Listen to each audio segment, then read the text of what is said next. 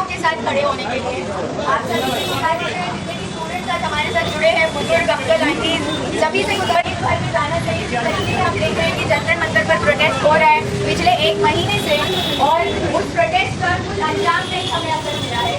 और आज जो है हमने कोशिश की है, हम भी कई टाइम से पुलिस स्टेशन से आवाज उठाई है, और जो भी प्लकार्ड्स हम यहाँ पर लेकर खड़े हैं, आप देख सकते हो इस पर लिखा है privilege is when you think something is not a problem because you are not affected personally। मतलब जब तक खुद पे बीतती नहीं है, लोगों को लगता है कि प्रॉब्लम नहीं है। अब आप आ जाइए, जब लोग आगे ले गए गए तब आप लोग आ गए हैं। अब आगे क्या फायदा जब उन्हें वहाँ रखा गया है अंदर, हमें पता नहीं उनके साथ अब क्या हो रहा है। अब हमें नहीं पता कि उनके साथ अब क्या हो रहा है अंदर हॉस्पिटल में, क्या हो रहा है ये नहीं पता, अब नहीं पता हमें। राइट, आप कहाँ रहते हो बेटा? यही रहती है काफी कहाँ पे। तो आप गए थे दिल्ली? मैम दिल्ली जाने की बात नहीं है, लेकिन मैम हम इतना जानते हैं कि हम आजाद मैदान गए थे, हमने प्रोटेस्ट में हिस्सा लिया, तो वहाँ नहीं जा सकते थे, ठीक है? आप लोग तो जा सकते थे ना मैम, तब आप क्यों नहीं गए? आज आप आ रही है, आप यहाँ बोल, अच्छी बात है मैम, लेकिन जब उन लोग भाग के ले गया है, आज पता नहीं मेरा क्या हो रहा है हॉस्पिटल के अंदर, आप आज बोल रही हैं। Do you have a problem with it? Do you have a problem कि मैं आज बोल रही हूँ? देखो, इतने बड़े बड़े सेलिब्रिटीज हैं, हमारे शहर के विधायक से आपने पूछा कि वो कहाँ है, उन्होंने क्यों नहीं बोला, उन्होंने क्यों नहीं प्रोटेस्ट किया? और आज जब जमहूरियत को कुचला जा रहा है तो हमारा फर्ज है कि हम उठकर उस पर आवाज उठाएं। इसीलिए वो दिन कितने भी हो जाए बेटा, तुम डिसाइड कैसे करोगे कि मुझे कब बोलना है और कब नहीं बोलना है? वो अपना पर्सनल, आप कहाँ थे? आपको तो हमने नहीं सुना इतने दिन से आवाज उठाते हुए। आज क्यों आए बेटा?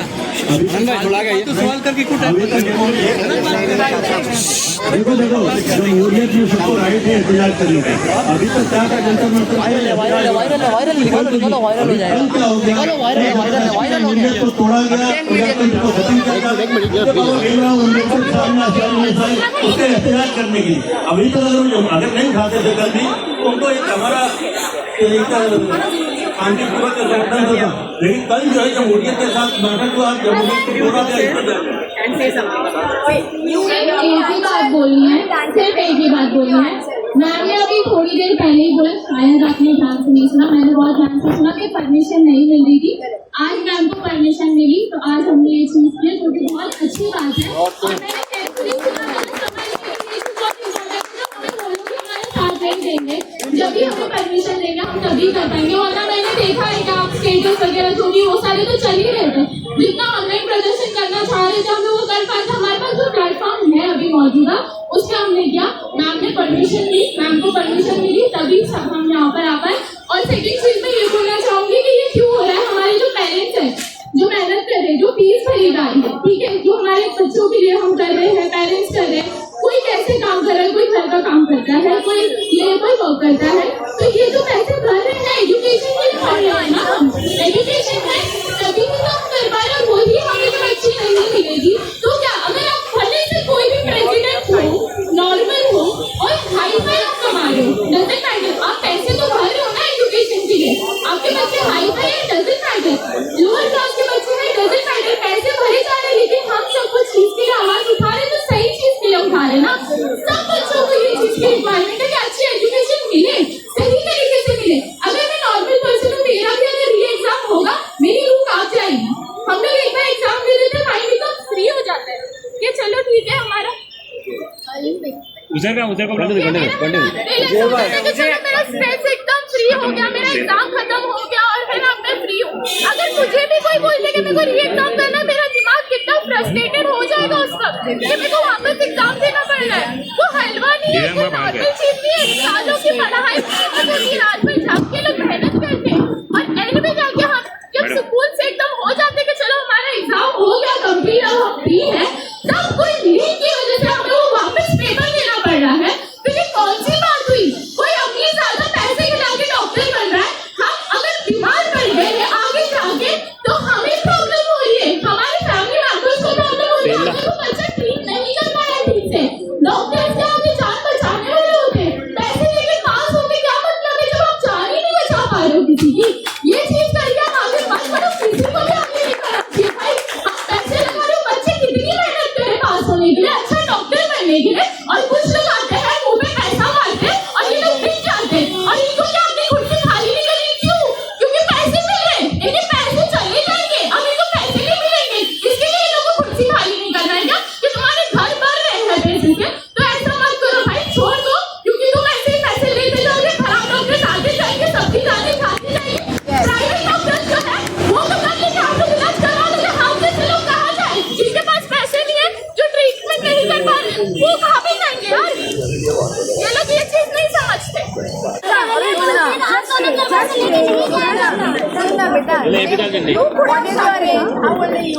बेटा अपने को टोरेंट के लिए भी आवाज उठाने के लिए नहीं मिला, जिसमें 2 लोगों की इंतकाल हो गया मुंद्रा में।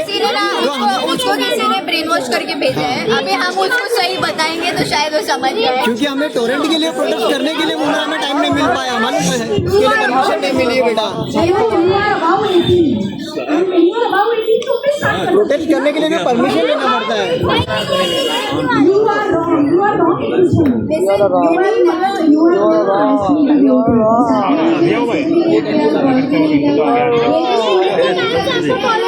कई बच्चों ने मुझे मेल तक रीच आउट किया है प्लीज आप प्रोटेस्ट करिए। और इन बच्चों को मैंने ये भी बोला है, जैसे महक ने अभी मेंशन किया है कि हम खुद पुलिस स्टेशन से परमिशन मांग रहे थे काफी वक्त से, बट हमको परमिशन नहीं मिल रही थी क्योंकि सीनियर सर का बोलना ये था कि हमको मुंद्रा में जो है माहौल खराब नहीं करना है। बट फिर भी आज क्योंकि कल इतना बड़ा हादसा हुआ तो कल हमने उनको बोला कि सर आप नहीं हो सकते, आप आज हमको पीछे करो, उसके बाद हमको जैसा नेक्स्ट डे का परमिशन मिला। अब whatever you're trying to do right here, I understand. You have a lot in your heart, but that doesn't mean, listen, that doesn't mean आपको आवाज इतना उठानी चाहिए जहाँ गलत हो रहा है, जहाँ सही हो रहा है वहाँ आवाज मत उठाओ। Thank you. क्या नहीं होता शहर आज आप जो है यहाँ पे प्रोटेस्ट कर रहे हो जंतर मंतर में, जो कल हादसा हुआ है और जो प्रोटेस्ट चल रहा है वहाँ पे तकरीबन 1 महीने से, उसको लेकर के उसके सपोर्ट में कर रहे हो, क्या पूरा मामला है बताओ। देखिए काफ़ी दिनों से हम देख रहे हैं, 1 महीने से ये प्रोटेस्ट जारी है। इतनी निर्दयी सरकार है, हमने एक्सपेक्ट नहीं किया था। ठीक है, जो भी उनके काल में शासन में चलता आ रहा है वो पूरा हिंदुस्तान देख रहा है, बट इतना हार्टलेस हो गए ये किसी ने भी नहीं सोचा था। पूरा हिंदुस्तान वो जंतर मंतर के प्रोटेस्ट को देख रहा है, वो भूख हड़ताल को देख रहा है, सोनम सर के संघर्ष को देख रहा है, जो मिस्टर सोनम वांगचुक 20 दिन से जो भूख हड़ताल पर बैठे थे। और भले कई इलाकों से लोग सड़कों पर आकर प्रोटेस्ट नहीं कर रहे हैं, लेकिन लोग अपने हद में रहकर जितना उनसे हो सके, चाहे वो सोशल मीडिया हो या किसी गैदरिंग में बैठकर उस मुद्दे पर बात करना हो, उस तरीके से मैंने देखा है कि लोग अपनी आवाज़ें उठा रहे हैं। इसका मतलब कि हिंदुस्तान के, हमारे भारत के जो नागरिक हैं वो कहीं ना कहीं जाग चुके हैं और वो ये समझ पा रहे हैं कि जो हो रहा है वो हमारे फ्यूचर के साथ गलत हो रहा है, क्योंकि इस देश का फ्यूचर इसका युवा है। तो युवाओं के साथ जब गलत हो रहा है तो ऑफकोर्स सबका आवाज़ उठाना बहुत जरूरी है। 2 हफ्ते तक चला था अन्ना आंदोलन, ये 3 हफ्ता हो गया है। सरकार जो है सुनने को तो छोड़ दो, किसी को भेजा तक नहीं है बात करने के लिए। सोनम वांगचुक को हॉस्पिटल में एडमिट किया है, वाइफ ने उनको प्राइवेट हॉस्पिटल में शिफ्ट करने की बात की, कोर्ट रिजेक्ट कर दिया है। ये पूरी प्रतिक्रिया किस चीज़ की है? देखिए, जिस तरीके से उनको प्रोटेस्ट के साइड से उठाया गया वो सरासर निंदनीय है। हम एक डेमोक्रेसी में रहते हैं, भारत एक डेमोक्रेटिक कंट्री है और डेमोक्रेसी में रहने का मतलब ये है कि हम संविधान को मानकर चलते हैं। हर एक नागरिक संविधान को सबसे ऊपर रखता है, बढ़ावा देता है और संविधान में दिए हुए हमारे हक और हुकूक जो है, जो बाबा साहेब अम्बेडकर के जरिए हमको मिले हैं, उसकी इज्जत करते हुए और उसे बहुत ही अपना एक लाइफ का एम बनाकर इन बच्चों ने, युवाओं ने जंतर मंतर पर बहुत ही प्यारा शांतिपूर्वक प्रोटेस्ट किया। ना कोई वायलेंस, ना कोई मारा तोड़ी, ना कोई डिस्टर्बेंस। लेकिन जिस तरीके से सरकार ने ये कल सफ़ेद चादर लाकर उनको स्टेज से खींच कर उठाकर, और किसी ने तो सोशल मीडिया पर ये भी चल रहा है कि उनको उठाते वक्त बोला गया कि उठ भी साले बहुत हो गया तेरा। और फिर लोगों का बोलना इस पर यह है कि अब हम भारत के हर नागरिक से बोलना चाहते हैं कि उठ पे साले बहुत हो गया तेरा। क्योंकि कब तक चुप बैठेंगे यार, कब तक? आप वक्त है आवाज़ उठाने का तो प्लीज़ उठाइए। सभी सेलिब्रिटीज़ पे भी क्वेश्चन किया जा रहा है, पब्लिक फिगर्स पे आवाज़ उठाई जा रही है कि आप खुलकर नहीं बोल पा रहे। उसके बाद कुछ सेलिब्रिटीज़ जो आए वो स्टूडेंट्स के हक में आकर उन्होंने बात की, खुलकर उन्होंने बोलना चालू किया। लेकिन उसके पहले बच्चों का आप पे प्रेशर बनाने के पहले ही सेलिब्रिटीज़ का भी राइट था, क्योंकि हम पैसे देते हैं, आपकी मूवीज़ देखते हैं और अगर आप मेजॉरिटी एज देखें, जो बच्चे आपकी पिक्चर्स देखते हैं थिएटर्स में जाकर, वो कॉलेज स्टूडेंट्स हैं जो अपनी कॉलेजेस सुबह के वक्त भी बंक कर कर आपकी मूवीज़ देखने जाते हैं थिएटर्स में, अपने पेरेंट्स के पैसे आपकी पिक्चरों में लगाते हैं। कई बच्चे झूठ बोल कर जाते हैं, कई बच्चे फैमिलीज़ को बता कर जाते हैं, जैसे भी जाते हैं बट जाते हैं, और वो पिक्चरें देखकर आपके पॉकेट्स भरते हैं कहीं ना कहीं। तो जब हमारे स्टूडेंट्स पर ऐसी आपत्ति आई है, इतनी बड़ी जो है वो नीट पेपर लीक हो चुके हैं, उसकी वजह से 20 स्टूडेंट्स ने सुसाइड कर लिया है, तब सेलिब्रिटीज़ को बोलना ज़रूरी बनता है, क्योंकि आपकी इतनी ज़्यादा फॉलोइंग है, मिलियंस में, लाखों में, करोड़ों में लोग आपको फॉलो कर रहे हैं, सिर्फ नेशनली नहीं, इंटरनेशनली आपकी ग्लोबल फॉलोइंग है। तो अगर अभी आज देखिए मेरी कुछ 7.5 लाख फॉलोइंग है इंस्टाग्राम पे, मैं सच बताऊँ तो मैं ये नंबर्स तो कोई बहुत ज़्यादा मायने नहीं देती अपनी ज़िंदगी में, मेरे लिए ज़्यादा मैटर नहीं करता ये, मेरे लिए लोग मैटर करते हैं जो मुझे रोज़मर्रा की ज़िंदगी में मिल रहे हैं, जो मेरे साथ जान पहचान रख रहे हैं, जिनसे मैं बातचीत करती हूँ। लेकिन अगर हमारे अकाउंट्स इतने ज़्यादा हैं इंस्टाग्राम पे, तो हमें ये सोचना है कि भगवान ने हमें एक पोजीशन दी है जिसके ज़रिए हमारा भी कुछ फ़र्ज बनता है कि हम कुछ बातों को लेकर आवाज़ उठाएं और लोगों के हक के लिए आवाज़ उठाएं। तो अगर आपके 10 million, 30 million, 50 million, 100 million followers है, तो आपका एक कम से कम स्टोरी डालना तो बनता है कि स्टूडेंट्स की आवाज़ सुनी जाए। स्टूडेंट्स अगर सड़कों पर उतर कर नौजवान जो है वो सवाल पूछते हैं तो जवाब मिलना चाहिए।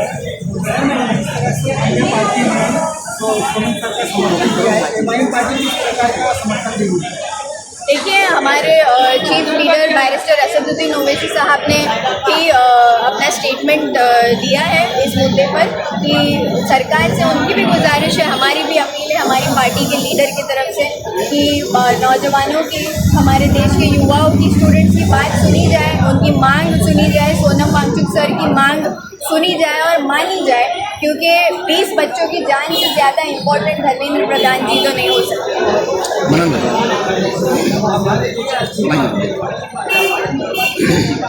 मंडन भाई क्या कहना चाहिए?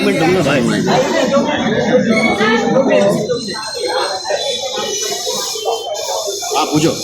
मंडन सर क्या कहना चाहिए? सोनम सर के समर्थन में हुमायूं पार्टी ने आज एक प्रोटेस्ट किया, उसके विषय में क्या कहना चाहिए? आज का प्रोटेस्ट जो था, हमारे नगर सेविका सारी यूनिवर्सिटी जो है ना, अपनी संस्था के जरिए उठाए थे, लेकिन मुझे फ़ोन आया था कि ऑफिस से, तो मैं यहाँ पे आ गया, तो मैं सोचा इनकी संस्था के तरफ से आज का जो है ये उठाया गया। MIM की तरफ से 4 दिन पहले यूनुस भाई से मेरी बात की थी, यूनुस भाई ने कहा कि हमने परमिशन मांगा है, दूसरा पुलिस स्टेशन परमिशन नहीं दे रही है, तो हम हैदराबाद की खबर पहुँचा दी कि हमको परमिशन नहीं मिला। आज की बात है, आज परमिशन की जरूरत नहीं होती, जब भी कहीं भी नहीं सुनी जाए तो गांधी जी का स्टैचू है या बाबा भीमराव अम्बेडकर के स्टैचू पे कोई परमिशन की जरूरत नहीं होती, इसलिए आज यहाँ पे आप लोग जमा। आनंद भाई, ये कल 20 तारीख को जंतर मंतर से संसद भवन के घेराव का प्लान है, कितना फोर्स होगा, कितना दबाव रहेगा सरकार के ऊपर इसको?